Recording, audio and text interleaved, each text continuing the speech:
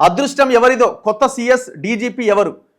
ప్రభుత్వ ప్రధాన కార్యదర్శి శాంతికుమారి టైం అయిపోయింది. ఆమె ప్రయత్నం చేసింది, కుదరలేదు. ఆమె ఢిల్లీకి అధిష్టానం ఇట్లా రకరకాల ప్రయత్నాలు ఏవో చేసింది మొత్తానికి. ఎందుకంటే ఈమెకి కొంత చైన్ ఉన్నది, సిస్టమ్ ఉన్నది. ఆ గోల్డ్ స్టోన్ ప్రసాద్, ఆ మియాపూర్ ల్యాండ్ కుంభకోణం, ఈ కథ అంతా ఇదంతా వ్యవహారం ఉన్నది. సో అట్లా కొంత ప్రయత్నం చేసింది కానీ వర్కౌట్ కాలే. దాంతోపాటు డీజీపీ ఎవరన్నది ఇంకొక చర్చ. మరి ఇప్పుడున్న ఆయన ఎవరు, ఆయన జితేందర్ ఎవరు ఉన్నారు కదా, సో ఆయన పదవీ కాలం కూడా అయిపోతున్నది. ఇప్పుడు కొత్త వాళ్ళని నియమించాలి. ప్రభుత్వ ప్రధాన కార్యదర్శితో పాటు డీజీపీ నియామకం. ఇప్పుడు డీజీపీ నియామకం ఎట్లుంటుంది? డీజీపీని ఎవరు నియమిస్తారంటే యూపీఎస్సీకి ఫస్ట్ వీళ్ళు ఒక లిస్ట్ పంపాలి, ఎవరెవరు అర్హులు అన్నదాన్ని వీళ్ళు లిస్ట్ పంపితే అందులో ఒక 3 పేర్లు పంపిస్తారు. అర్హులు ఎవరెవరు, దాంట్లో అంత సీనియారిటీ కథ వ్యవహారం అంతా చూసి, వాళ్ళకున్న రీమార్క్స్ ఏంది కథ అంతా చూసి యూపీఎస్సీ ఒక 3 పేర్లని రాష్ట్ర ప్రభుత్వానికి పంపిస్తే రాష్ట్ర ప్రభుత్వం ఆ 3గురిలో ఎవరో ఒకరిని సెలెక్ట్ చేయాలి. అందులో ఎవరెవరు ఉన్నారు? రాష్ట్ర వ్యాప్తంగా విస్తృతంగా చర్చ. ఇప్పటికే పలువురి పేర్లు తెర మీదకి వచ్చినాయి. సిఎస్ రేసులో జయేష్ రంజన్, రామకృష్ణారావు. జయేష్ రంజన్కే ఎక్కువగా ఛాన్స్ ఉందట. మొన్నటిదాకా ఫైనాన్స్ సెక్రటరీ ఎవరైతే ఉన్నారో రామకృష్ణారావు పేరు వినిపించింది. ఇప్పుడు జయేష్ రంజన్ పేరు వినిపిస్తుంది. మరి ఏం మాయ చేసిండో జయేష్ రంజన్? ఎందుకంటే ఈ మధ్య దావోస్ టూర్లు, జపాన్ టూర్లు, ఇంకో టూరు, ఈ విదేశాలకు తిరుగుతున్నాడు కదా. మరి రేవంత్ రెడ్డి పక్కన ఫ్లైట్లో కూర్చొని మరి ఏం మాయ చేసిండో ఏమో. జయేష్ రంజన్కి ఎక్కువ ఛాన్స్ ఉందని ఇప్పుడు మళ్ళీ చర్చ. డీజీపీ పోస్టుకి శివధర్ రెడ్డి, ఆయన ఇప్పుడు ఇంటెలిజెన్స్ చీఫ్గా ఉన్నారు.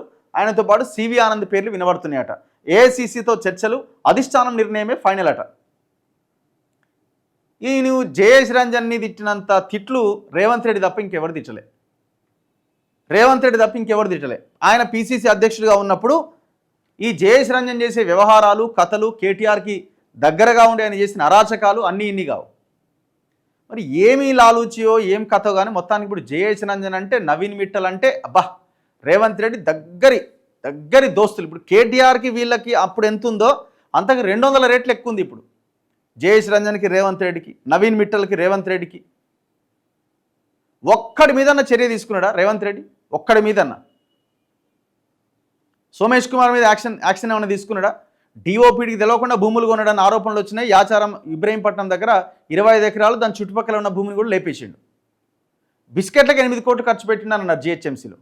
బిస్కెట్లకి ఎంత అరాచకానికి పాల్పడ్డాడు సోమేష్ కుమార్, ఎవరికి తెలియదు ఇది? ప్రతి దాంట్లో కుంభకోణమే కదా. రెవెన్యూలో కూడా ఇన్వాల్వ్ అయినాడు, సీసీఎల్ఏలో ఇన్వాల్వ్ అయినాడు. మరి సోమేష్ కుమార్ మీద అసలు కనీసం ఆయన పేరని ఎత్తుతున్నాడు ఇప్పుడు రేవంత్ రెడ్డి. ఇక నవీన్ మిట్టల్ అయితే ఆయన చేసిన అరాచకం అంతా ఇంతగా. నవీన్ మిట్టల్ని ఇప్పుడు దగ్గర పెట్టుకొని మొత్తం భూములు, కథ, వ్యవహారం, వాడేడ తిన్నాడు, వీడేడ తిన్నాడు, అందులో సగం ఇళ్ళ సగం అన్నట్టుగా వ్యవహారం నడుస్తుంది తప్ప ఆయన మీద యాక్షన్ ఉందా?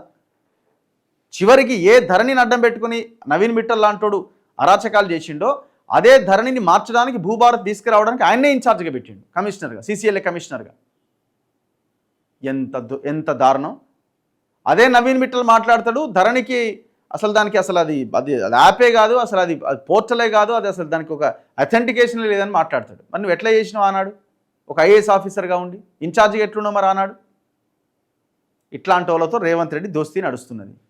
ఇక రేవంత్ రెడ్డి చుట్టూ ఉన్న బ్యాచ్ ఉంది కదా, రియల్ ఎస్టేట్ బ్యాచ్. ఇక ఆ బ్యాచ్ కథ ఆ బ్యాచ్దే. దాని గురించి మనం ఒక్కొక్క ఎపిసోడ్ చేయాలి రాబోయే రోజుల్లో.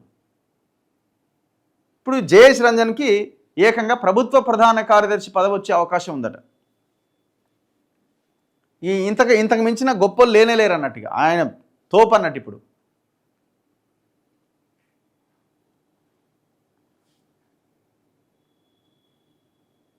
రేవంత్ రెడ్డి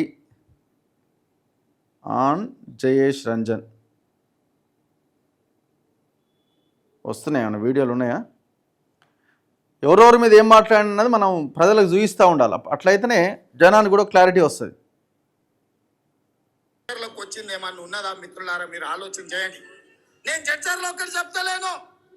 అచ్చంపేట కావచ్చు, కొల్లాపూర్ కావచ్చు, గద్వాల్ కావచ్చు, వనపర్తి కావచ్చు, దేవరకద్ర కావచ్చు, మక్తల్ కావచ్చు, నారాయణపేట కావచ్చు, కొడంగల్ కావచ్చు, మహబూబ్నగర్ కావచ్చు, చర్చర్ల కావచ్చు, నాగర్ కర్నూలు కావచ్చు, సాద్ నగర్ కావచ్చు, ఏ ఊరైనా, ఏ సెంటర్ అయినా, ఏ చౌరస్తా అయినా మేము వస్తాం.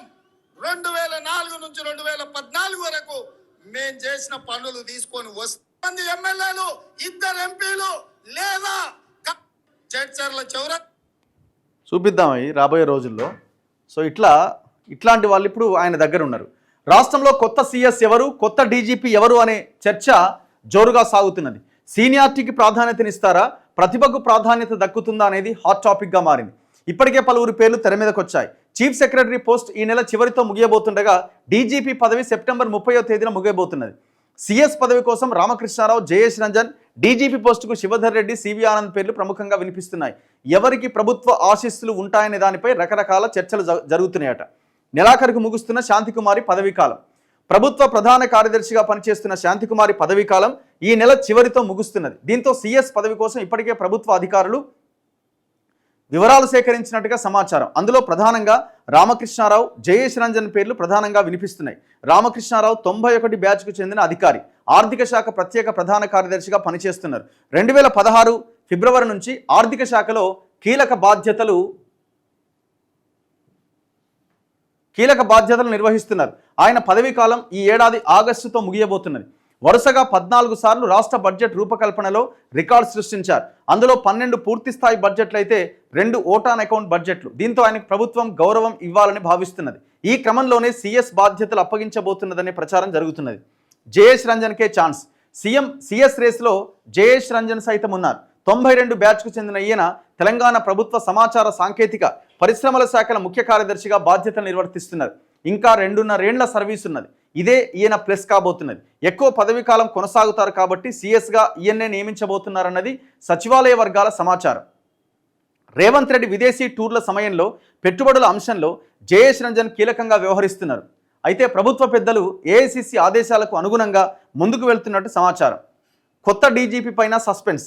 మరోవైపు కొత్త డీజీపీ ఎవరనేది కూడా చర్చనీయాంశంగా మారింది. సెప్టెంబర్ 30వ తేదీన డీజీపీ జితేందర్ రిటైర్ కాబోతున్న నేపథ్యంలో ప్రస్తుతం సీనియర్ పోలీస్ అధికారులు దీనిపైన జోరుగా మాట్లాడుకుంటున్నారు. సుప్రీంకోర్టు మార్గదర్శకాల ప్రకారం ఆయన రిటైర్మెంట్కు 3 నెలల ముందు రాష్ట్ర ప్రభుత్వం డీజీపీ పోస్టుకు అర్హులైన అధికారులతో జాబితా సిద్ధం చేయాలి. దాన్ని యూనియన్ పబ్లిక్ సర్వీస్కు పంపించాలి. యూనియన్ పబ్లిక్ సర్వీస్ కమిషన్లోని ఎంపానల్ కమిటీ జాబితాలోని 3 అధికారులను ఎంపిక చేసి ఆ జాబితాను రాష్ట్ర ప్రభుత్వానికి పంపిస్తుంది.